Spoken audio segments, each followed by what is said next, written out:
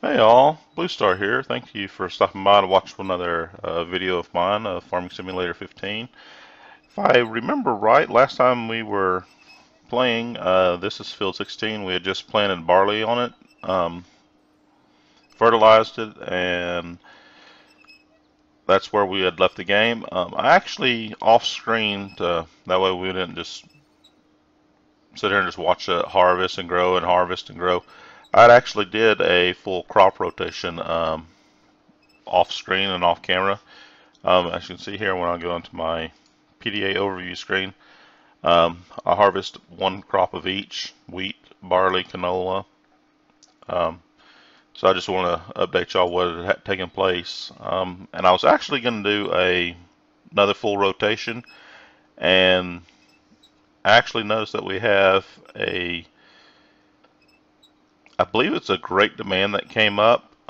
Luckily, I was able to just revert back to my last save, which is right here.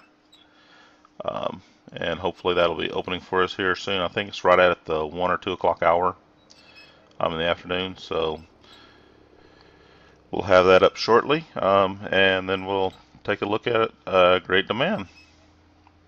And as soon as the clock ticks in there, I've got, as you can see in the upper right corner, I've got the time scale maxed out.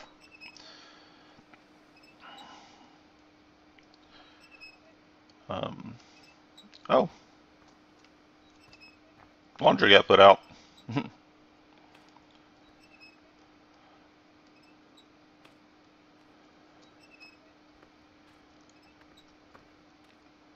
We're seeing a little field here. I'm hoping if I don't remember exactly what great demand this was, but hopefully that'll help us take care of some of our debt. Maybe look at getting another piece of equipment here.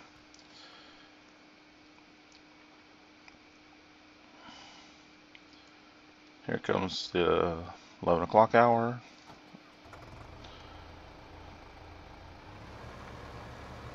Go ahead and get our trailer ready.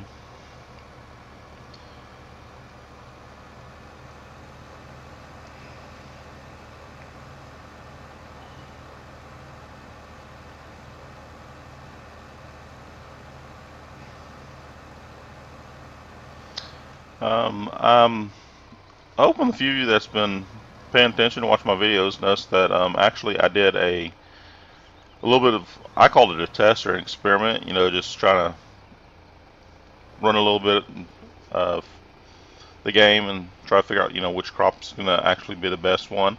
Um, my results weren't, that exclusive and great and big. It turns out, almost every one of these crops to a degree is valuable. And, where's my great demand?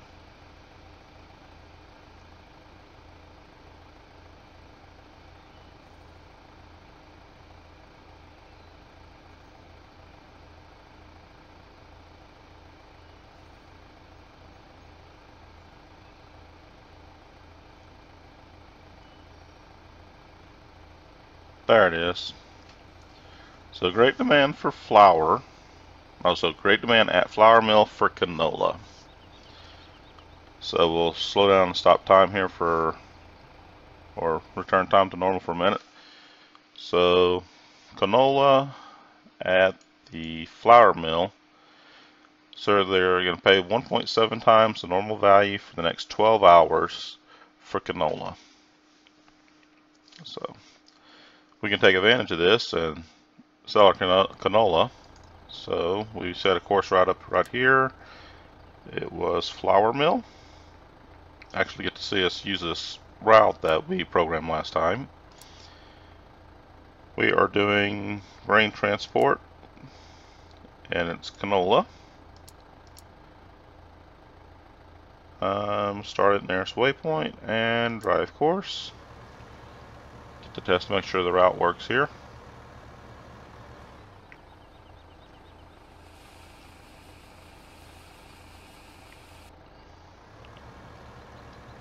And off we go. So, like I was saying about my experiment video is please go and check it out. But really, each of the crop types, that they each have their different yields or values, and if you're going to sell it at the general market, really there's not one crop that's better than the other. It's really going to be a great demand where the shift or the change happens, but those are always random. You never know what's going to come. Luckily for this video, I had saved it just right after I had planted that field, and then was actually logging back in, was just like I did today, you know, was running the time through, and noticed the great demand, and decided to stop the game, back it up, let it revert back to the last save point. That way I could do a recording here and show you all the great demand. And also, you know, we get to test out my little route here that I record for y'all in episode 2, and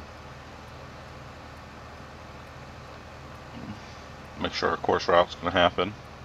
That is one thing I like to do about using Courseplay. Just ride along with the tractor, let him drive, let the Courseplay route, that we can see how it works. See if there's any places where, you know, there might be a potential bug or hang up, you're going to run into a wall, or, you know, the tractor spins out.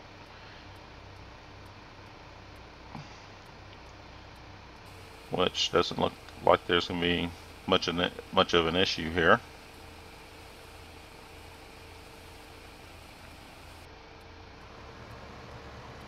And that one load, we got $8,900 for it. So we should have roughly about 3 more loads to bring over. So that's definitely gonna allow us to put a huge dent in our loan or buy another piece of equipment, which is going to be very good. So I'm actually going to do a time lapse at this point, guys, just that way you can see the tractor go around, empty it, and then we'll see how much money we have there at the end of the great demand after he's done selling everything. So I'll be back in a bit.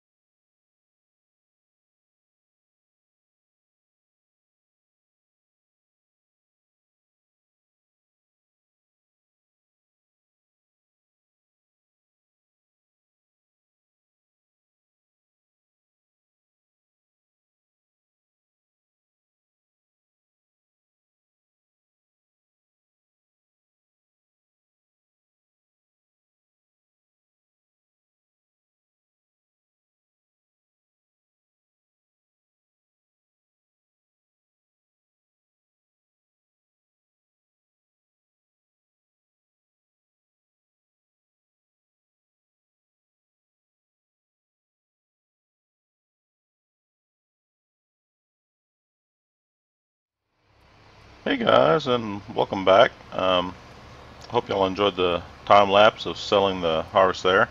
You may have happened to notice that that last load that got brought over, I actually got a little blue error message from the tractor. What that simply was, if you didn't notice it or read it real quick, is the silo itself was empty, so it couldn't max fill the trailer, and that was just the Courseplay asking, you know, the question, you know, hey, I don't have a full load. Do you want me to make the trip or not? Yes, no. And that's all I did was tell him to go ahead and just drive the course anyway, and bring the last little bit of that, what was left of our canola, over here to the silos and empty it into the bin. And as you can see up in our upper right corner, we are now on the positive side of $24,863. So that's a huge jump compared to where we were. I can't think of a piece of equipment off the top of my head, that's going to benefit us right away. So let's go ahead, stop the driver here. He would just drive back and just park right here in front of the silo, trying to load back up, but we'll get that little blue error message again. And actually, I'll show it to you real quick for those of you who didn't catch it the first time. You should just drive underneath and give us the message saying that the silo is empty. There it is. Hurleyman is farm silo is empty. Just letting us know he can't fill up with canola. Stop that real quick. Clear that route. Now let's take a look at our finances real quick.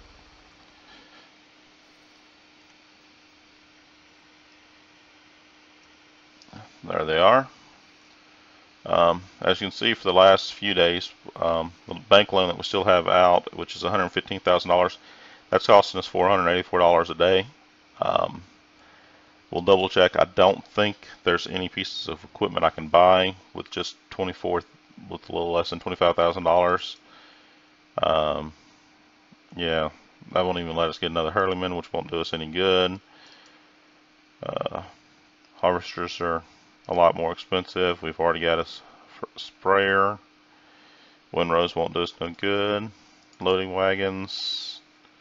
Almost get the baby loading wagon, but not quite.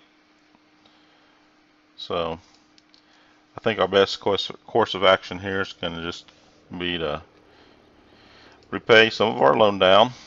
That'll reduce our loan interest we're paying daily. And hopefully that'll help out. Oh, I did just think of, there is one thing we could have bought. Go over here to Placeables, and that's this bee house right here. As you can see, it's $20,000 to buy one. Costs $8 a day to own one, but what it does is it pays $15 an hour. That's going to be, I think, just about $350 a day by the time we pay the maintenance on it.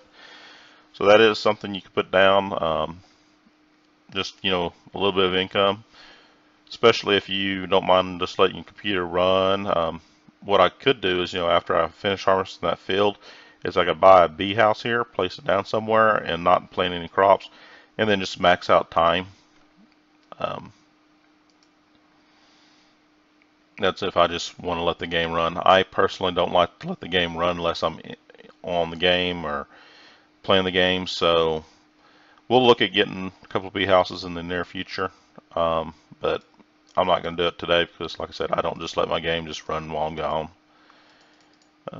Different trees we can buy. Okay, that is only,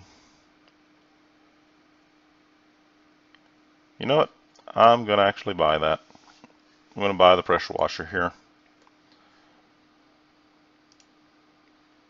Where do we want to put him?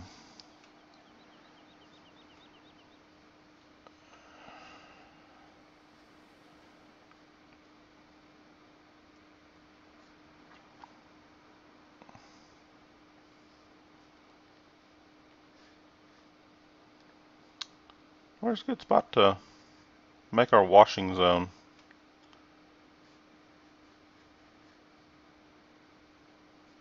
This is in front of our sheds. We don't want to do that. I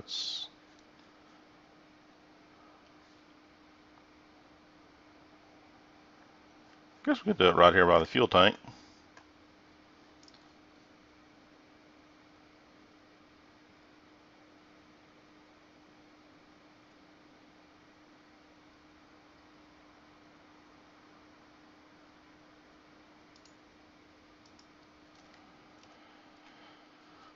So there we go. We did get something. It's not a huge piece of equipment. Go ahead and close the course play window right here.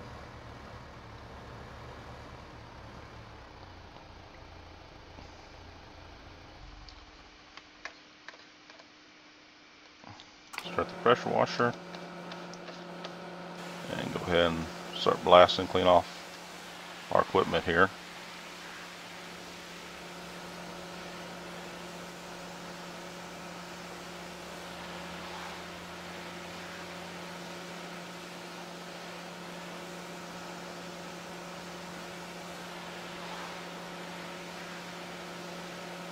Get all the cake mud and trash and dirt and dust from the road grime off.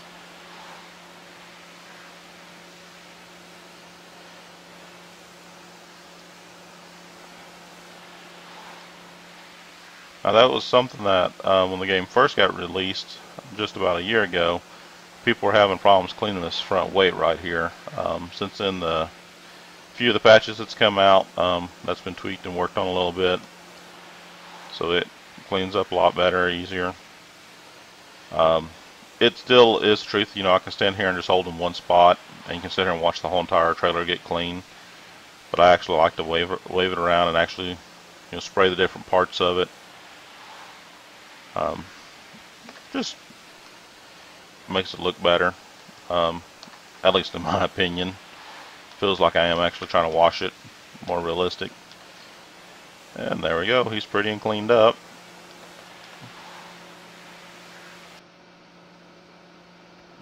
Get back in our tractor here. Go put him in the barn back here.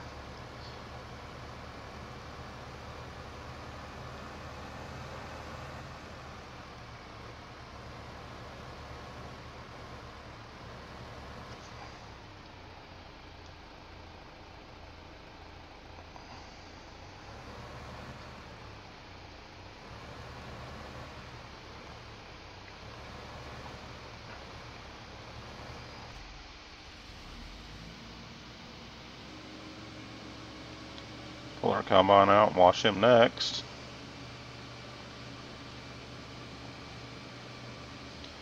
Good thing about putting it right here beside the pressure washers, we can go ahead and refuel him at the same time.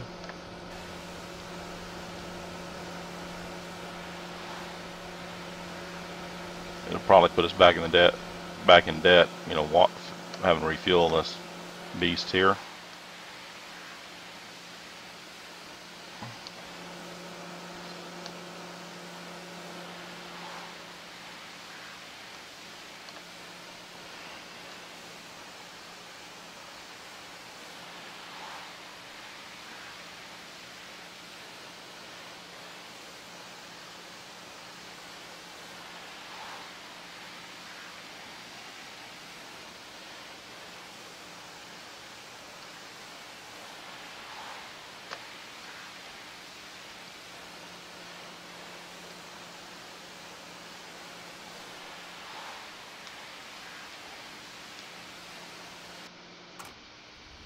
Okay.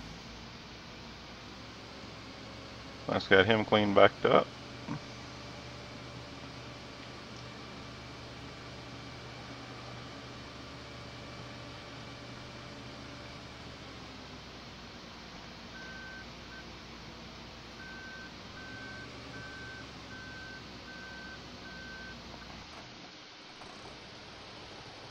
Take out our ditch far here and the cedar. Get them cleaned up.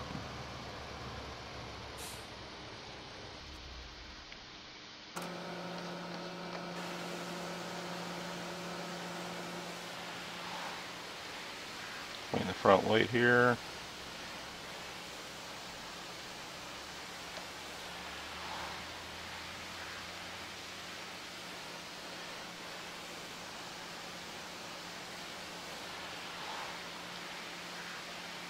Clean out that radiator. That is probably something a lot of people, something I know mainly from living in the South as much as I do.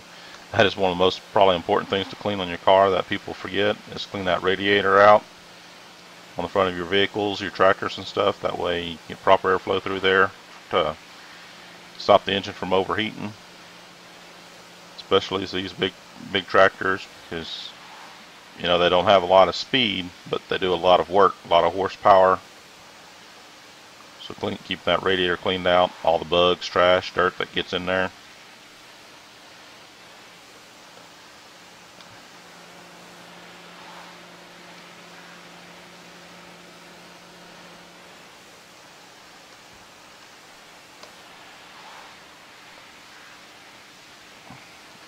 Okay. I think that takes care of him.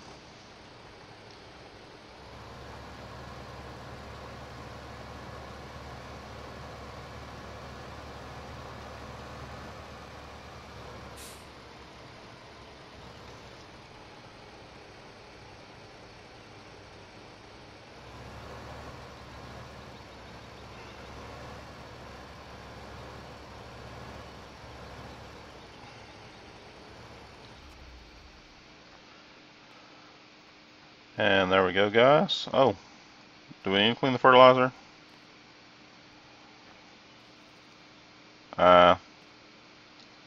He's a little dirty, but he's not as bad as the other equipment was. We'll save that for another time. There we go, guys. We've paid off, $20,000 of our bank loan, so that'll reduce some of that. Got a new pressure washer down there to clean our equipment up, clean our equipment. My name is Blue Star. Thanks for watching. Please hit the like button, the share button, and the subscribe buttons. All those should help my channel grow. Also, leave a comment. Let me know what y'all are thinking. Thank you, and take care.